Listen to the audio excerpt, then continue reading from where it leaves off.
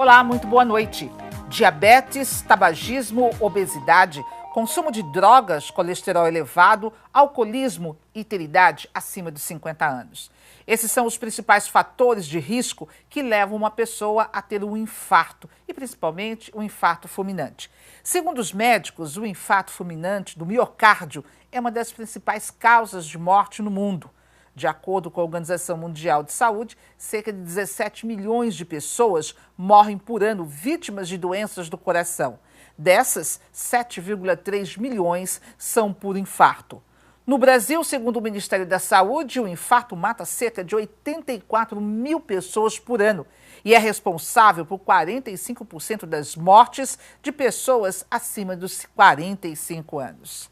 Mas será que o infarto só ocorre em pessoas com idade acima dos 50 anos? Do ponto de vista desta noite, vamos falar sobre infarto fulminante. Como prevenir?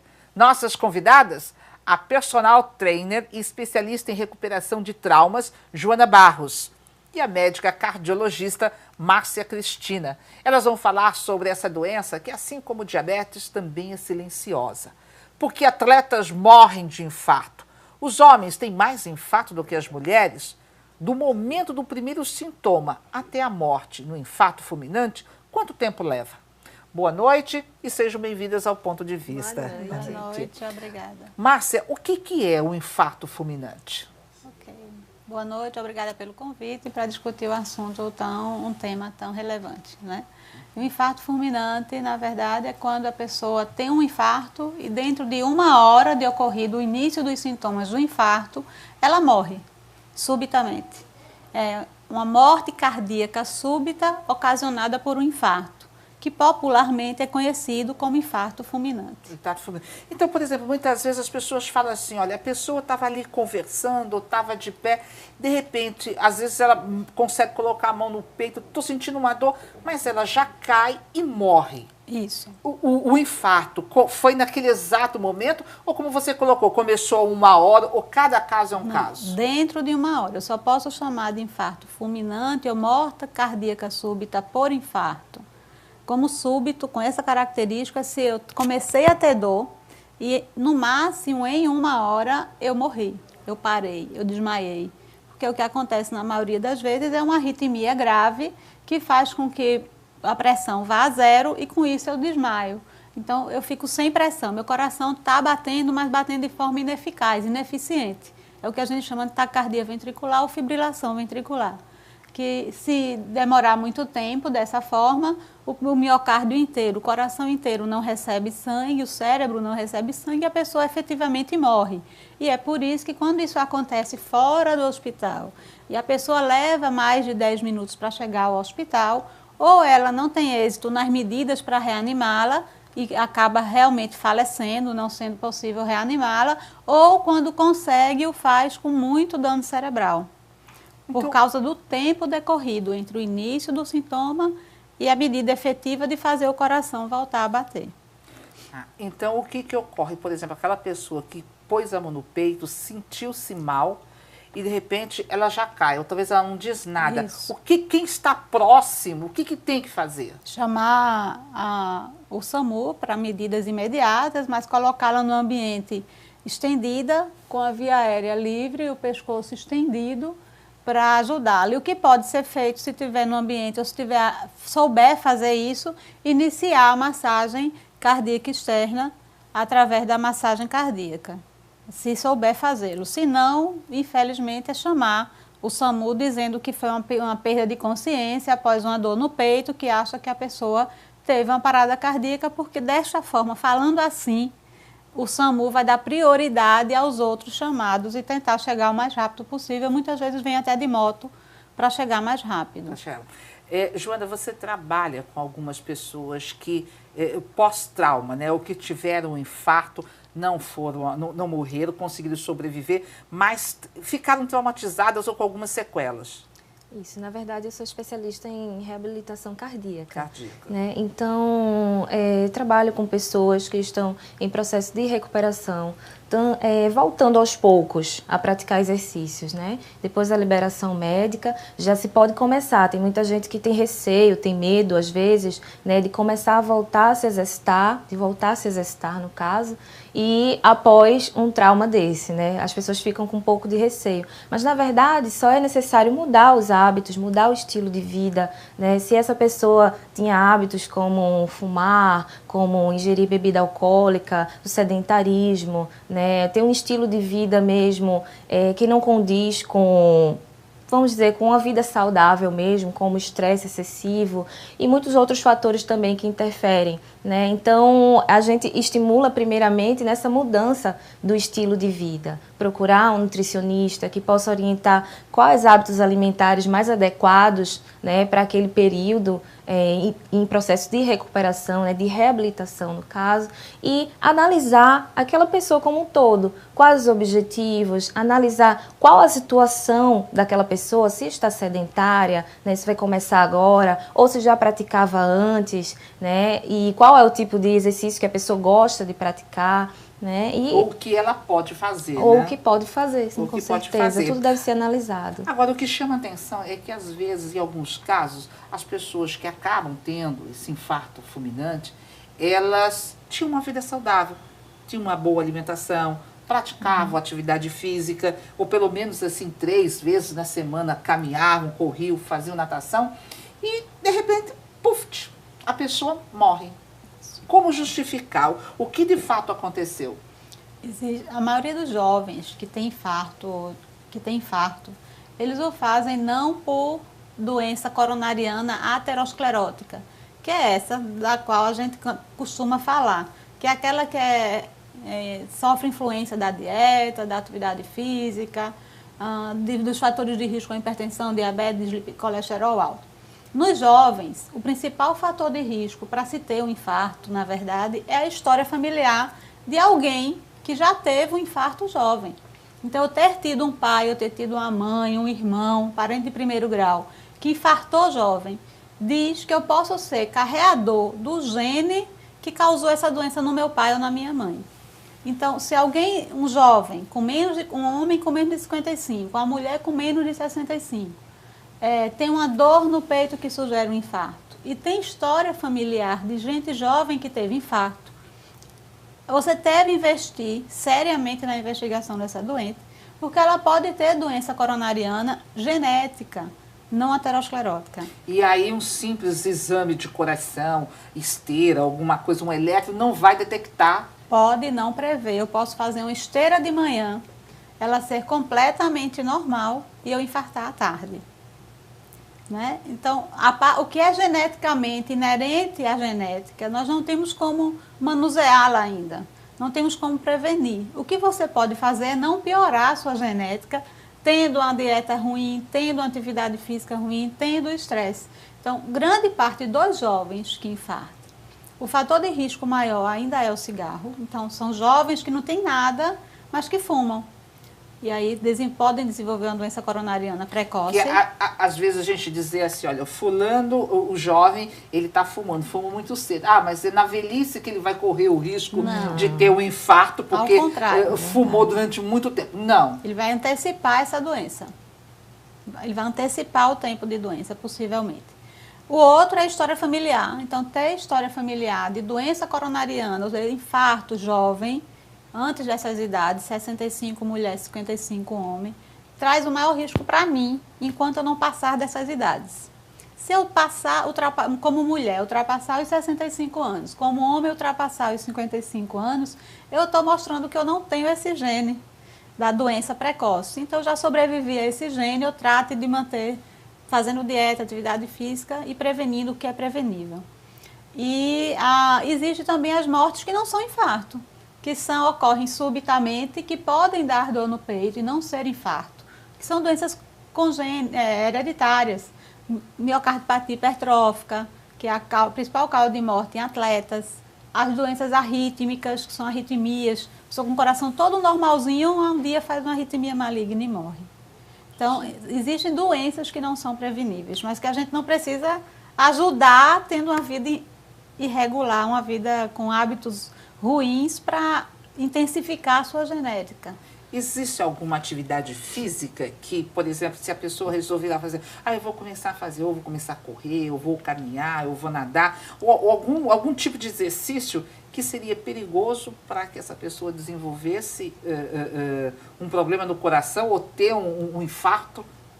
Não, o exercício físico ele não tem esse poder de levar a pessoa a ter tendência a isso, a não ser que ele seja mal executado, a não ser que a intensidade não sirva para aquela pessoa que está praticando, né? Então, tudo... Por exemplo, uma pessoa que não costuma correr. Mas hoje eu estou feliz, eu estou bem, mas eu estou achando que eu estou precisando perder um peso, né? Estou um pouquinho obesa. Põe lá seu shorts ou calção, tênis, não vou para uma academia, vou para a praia, vou correr na praça, vou correr na rua e desembesta sair correndo. O grande problema, Eliana, é que a corrida é um ato motor do corpo da gente. Sabe? É algo que, por exemplo, uma criança, quando ela vai começar a correr, não tem um adulto que chegue e ensine a técnica de correr para uma criança. Já é ato motor, ela já nasce já com aquilo dentro dela e com o processo de desenvolvimento, essa criança já vai aprendendo a correr sozinha, né? Então, é um ato motor do corpo da gente. Então, por ser um ato motor, as pessoas pensam, todo mundo pensa que sabe correr, sabe?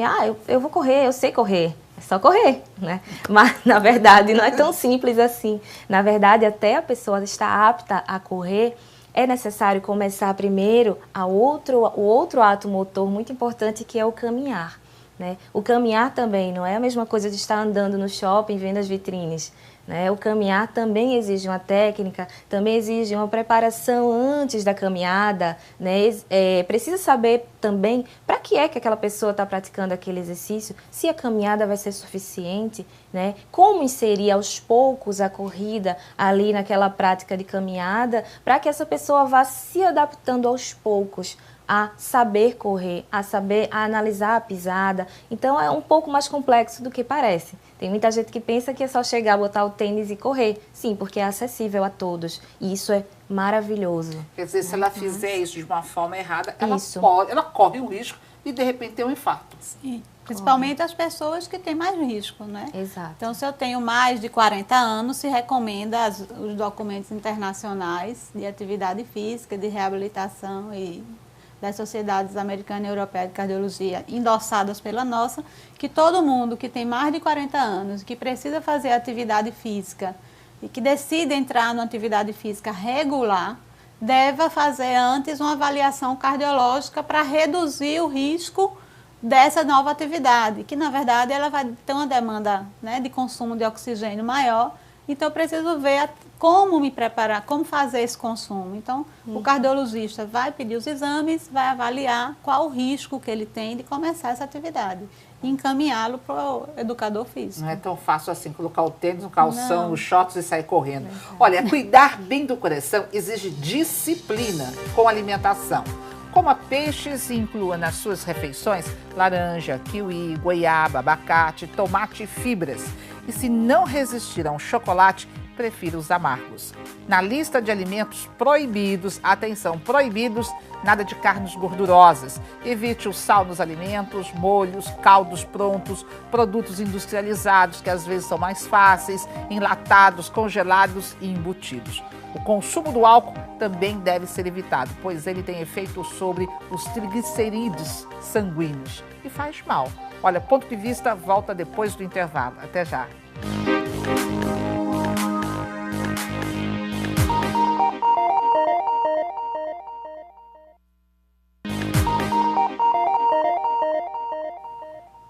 Infarto fulminante, como prevenir? Esse é o tema do Ponto de Vista de hoje. As nossas convidadas são a personal trainer e especialista em reabilitação cardíaca, Joana Barros, e a médica cardiologista, Márcia Cristina. Então, veja só, a pessoa que tem uma vida saudável, que se alimenta, que faz atividade física, ou como a gente pode pegar um exemplo, um jogador de futebol, aí de repente teve uma dor no peito, pelo menos ele levou a mão no peito e ele morre. E vem um diagnóstico que ele teve um infarto fulminante. Foi um infarto, poderá ter sido outro diagnóstico que saiu como infarto fulminante. Como justificar, como explicar? Se houve o sintoma dor no peito e o diagnóstico foi patológico, ou seja, fez uma necrópsia, um estudo histopatológico e veio como infarto, a gente vai ter que assumir como infarto. Embora, como eu disse, nos atletas que fazem todo um check-up para a atividade física antes da atividade, a causa mais comum de morte súbita não é infarto, e sim miocardiopatia hipertrófica e arritmias, que a gente chama de canalopatias, são arritmias em coração normal. Os infartos que acontecem em jovens habitualmente ocorrem em pessoas que têm uma predisposição genética para isso. Ou porque tem uma dislipidemia familiar, ou seja, um colesterol alto, muito alto da família. Mas se a pessoa, de repente, está assim, em dia com a saúde, Isso. está dentro daqueles parâmetros que é exigido, de você três vezes caminha por dia, come só salada, nada de gordura, nada de cerveja, não fuma, né, não bebe nada com álcool, e de repente... Tem um infarto. É geneticamente determinado. Por algum motivo que não se sabe ainda exatamente o gatilho para isso acontecer, ocorre uma trombose na artéria coronária e a pessoa fecha a artéria e infarta. Então, de repente, assim, nós estamos conversando, Qualquer uma das três pode ter, assim, e não tem como prevenir. Esses poucos casos, que é raro, né? Esses poucos casos não tem como prevenir. Nem um teste ergométrico com esteira que você fez hoje de manhã, normal, pode lhe prevenir disso. Mas não precisa ninguém ficar alarmado apavorado, e nem apavorado com isso. Primeiro que isso é extremamente raro, né? Menos de 0,1% da população vai ter isso. E segundo, que ter estilo de vida saudável reduz o seu risco inerente à sua genética. Então, se tiver a história familiar, meu pai infartou aos 40, ótimo. Então, é mais um motivo para você se cuidar, para você ultrapassar os 40. Em ultrapassando a idade de ter a doença, o seu gene ele foi driblado, digamos assim, por seu estilo de vida saudável. Mas o que a gente chama hoje de estilo de vida saudável não consegue, de forma alguma, tirar o grande adoecedor da era moderna, que é o estresse. Né? Então, vivemos hoje com adrenalina muito elevada e isso é extremamente tóxico para o coração, para as coronárias. Então, antes da gente falar isso, eu queria saber, Joana, o que você recomenda?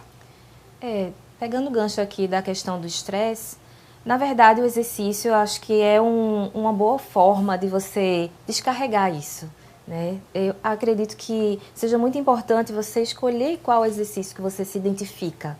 Aquilo que te dá prazer. Tem gente que diz, eu não gosto de nada. Não gosto de fazer nem exercício, não gosto de nada. Mas aí cabe a essas pessoas experimentarem diversos tipos de exercícios, dançar, ou ir para academia, fazer musculação, ou um grupo de treinamento funcional com amigos, né? Então isso é uma forma de diminuir um pouco esse estresse, porque você vai ter onde descarregar esse estresse e ao mesmo tempo, em contrapartida, a gente consegue também fortalecer a nossa imunidade, né? A gente consegue trabalhar nossa resistência cardiorrespiratória também. E só o simples praticar algum exercício físico já promove uma mudança na qualidade de vida. Aliviar aquela pressão, né?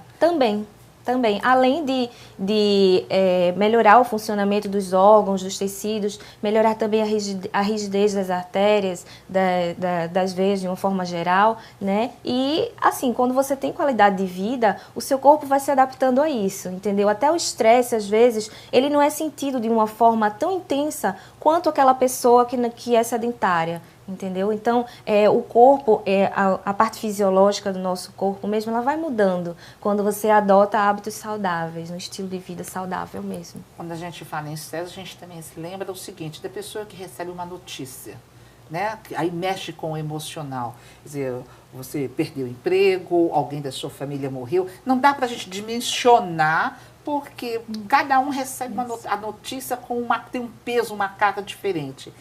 Isso pode provocar na pessoa o infarto. Isso. É uma síndrome que a gente diz infarto-like, que imita o infarto. Chama em inglês síndrome de Takayasu, ou em português, síndrome do coração partido, broken heart. Que você tem uma notícia muito ruim, acaba a adrenalina no sangue subindo muito a níveis tóxicos e isso faz com que haja vasoconstrição coronária, isquemia do miocárdio e leva dor no peito, altera o eletro. Quem descobriu isso, essas doenças foram japoneses, mudando o nome, síndrome da Kotsubo, que é uma armadilha de pescar o polvo. E aí o aspecto do coração nesse é bem sugestivo. Mas é o broken heart, é o síndrome do coração partido. Tanto pode dar em qualquer pessoa. Então, você foi demitido hoje, acabou um namoro hoje, tem uma emoção muito forte. O casamento pode tá ter. boa, a empresa faliu. E pode matar, inclusive. Pode morrer, né? Em casos graves. Pode ser tão grave a descarga adrenérgica que pode levar à morte. Mas não é o mais comum. O mais comum é ter a pessoa acaba se passando recuperar, mal, de forma plena e o coração volta ao normal. Mas a pessoa pode levar, ela pode achar que está bem, porque nunca teve um problema de coração, problema cardiológico, ou porque não tem o histórico na família, ou até porque de repente, eventualmente, ou 3 vezes na semana costuma caminhar, ou porque joga aquele futebol, no caso dos homens, no final de semana, e de repente recebe uma notícia que poderá ser considerada muito ruim, mexe demais o emocional. E acaba tendo um quadro muito parecido ao do infarto. Inclusive, para os médicos na emergência, muitas vezes, pode confundir. 2% dos quadros que parecem infarto são por essa síndrome, que chama Takotsubo, ou síndrome do coração partido. Do coração partido. Agora, muitas vezes, assim, eu já ouvi a expressão de alguns médicos colocarem assim, a pessoa teve já pequenos infartos. O que é exatamente esses pequenos infartos? É o que nós chamamos de infartos silenciosos. Você pode infartar pequenas áreas, ou seja, artérias pequenas fecham, o pedacinho de músculo do coração que recebia sangue morre, e como ele era muito pequeno, o restante do coração age e substitui essa área perdida em termos de função. Com isso, o coração continua funcionando normal, e você nem percebe. Um dia vai fazer um eletro por qualquer motivo, está lá a cicatriz do infarto no eletrocardiograma, e é confirmado depois por um exame, que pode ser um exame de imagem, confirmando que você teve mesmo. Isso qualquer um de nós podemos ter? Não. Ou Não. Tem aquelas pessoas que estão mais propícios a ter isso. Os diabéticos, os velhos, as mulheres idosas, que percebem menos a dor do infarto. Então, eles infartam, não sentem a dor, e um belo dia faz o exame e está lá. Mas esses são aqueles sobreviventes ao infarto, são aqueles que talvez tratá-los na ocasião desse infarto que eles tivessem, o infarto foi tão pequenininho que talvez o tratamento trouxesse mais repercussão do que o não tratamento, porque o organismo dele sobreviveu a esse pequeno infarto. O que precisa? Ele é de risco de ter novos. E aí os novos podem ser grandes. Então, uma vez diagnosticado como tendo infartos silenciosos, o importante é a gente seguir o acompanhamento cardiológico regular e fazer o que a gente chama de prevenção secundária, que é evitar novos infartos, sejam silenciosos ou manifestos. Joana, você tem já passou pela experiência de pessoas com quem você trabalhou e que tiveram um infarto? O que tem medo? É de fazer um esforço físico, de achar que o coração vai parar novamente? Então, eu trabalho hoje, na verdade, não com reabilitação agora, né? Agora, as pessoas que eu estou orientando na prática de exercícios, quase todas são hipertensas, né? E já passei pela experiência, sim, de ajudar na reabilitação de uma pessoa que sim, tinha passado por uma cardiopatia e tal, estava se recuperando, né? E, assim, nesse caso, a gente escolhe a melhor opção do exercício, né? Nesse caso, a gente não... Bom, a título de prevenção, a pessoa pode escolher qualquer exercício para praticar, sim, mas existem, sim, os melhores exercícios, aquele tipo de modalidade que vai trazer melhores resultados, né? Eu gosto muito de indicar sempre o treinamento funcional, né, para essas pessoas, e a musculação, né? Embora haja um pouco de rejeição mesmo com a musculação, Por causa né? do esforço físico. Tudo depende da forma como vai ser feita. Muitas pessoas falam assim, faça natação, porque natação é um esporte completo. E aí? Eu não concordo, porque é completo quando você consegue ter um estímulo da musculatura, quando você consegue trabalhar força, né? Como consegue aumentar as unidades motoras dos músculos, você consegue ter mais músculos. Quando você tem mais músculos, não é que você vai virar um fisiculturista, né? Mas quando você consegue promover uma hipertrofia, mesmo que suave no seu corpo, que tenha mais músculos, todos os órgãos e tecidos, o metabolismo de uma forma bem global, ele trabalha, funciona de uma forma mais adequada, de uma forma mais saudável mesmo. E aí a gente consegue também, para aqueles que são obesos, para aqueles que precisam emagrecer, também é muito bom cada vez mais aumentar os músculos, né? E aí você tem uma reversão, você perde gordura e você ganha mais músculos. Então, na musculação e no treinamento funcional, é muito bom, eu recomendo essas duas modalidades, porque mesclam um trabalho aeróbico de resistência cardiorrespiratória também com o aumento da força, com o trabalho mesmo de hipertrofia e de fortalecimento da massa muscular. Doutora Márcia, me diga uma coisa, a medicação pode levar a um problema no coração, pode levar a um infarto? Algumas medicações, sim.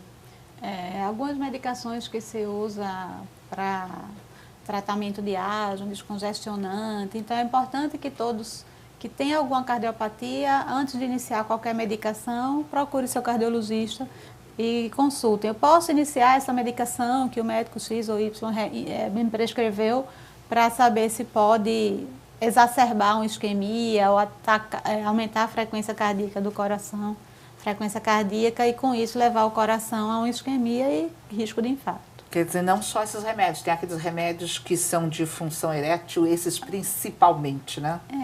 Não é isso, eles não causam infarto. O que acontece é que as pessoas que têm problema cardíaco e usam certos tipos de medicação não podem tomar associadamente as medicações sexuais, né, para estímulo sexual masculino, porque eles podem inclusive matar.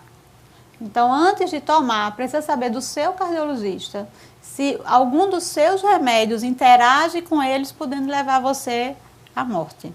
Não é que eles causem isso, é que a associação com algumas medicações. É a mesma coisa que dirigir e beber não dá certo, isso, né? Também.